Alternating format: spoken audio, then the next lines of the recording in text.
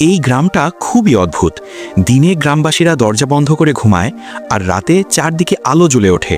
সবাই মিলে নদীর খাল খনন করে, কিন্তু তারা আসলে কোনো সেচ ব্যবস্থা তৈরি করছে না, বরং এই কাজের আড়ালে তারা রক্ষা করছে এক বিশাল রাজকীয় ধনভাণ্ডার। তুমি এই গ্রামের সেনাপতি, তোমার দায়িত্ব 1,00,000 শত্রু সৈন্যের আক্রমণ ঠেকানো। শুরুতে তুমি গ্রাম ঘিরে একটি সাধারণ বেড়া তৈরি করলে, এতে শত্রুরা সহলে ঢুকতে পারত না।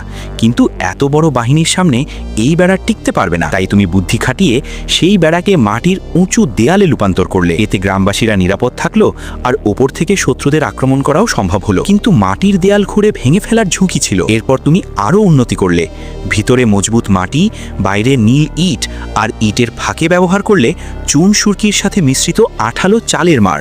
ফলে তৈরি হলো এক শক্তিশালী প্রাচীর। কিন্তু এতে মানুষের যাতায়াতে সমস্যা হচ্ছিল, তাই তুমি চারদিকে 3টি বড় ফটক তৈরি করলে।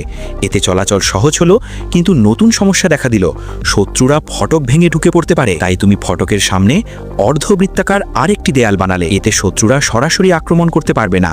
যদি তারা পাশ দিয়ে ঢোকার চেষ্টা করে, তাহলে সেতু তুলে দিয়ে ফাঁদে ফেলে উপর থেকে আক্রমণ করা যাবে। এভাবে তুমি এক দুর্ভেদ্য দুর্গ তৈরি করলে। কিন্তু শুধু দেয়ালই যথেষ্ট নয়, তাই তুমি প্রাচীরের ওপর বসালে লাল পোশাকের বড় কামান, যা দূর থেকে শত্রুর বাহিনীকে ছত্রভঙ্গ করতে পারে।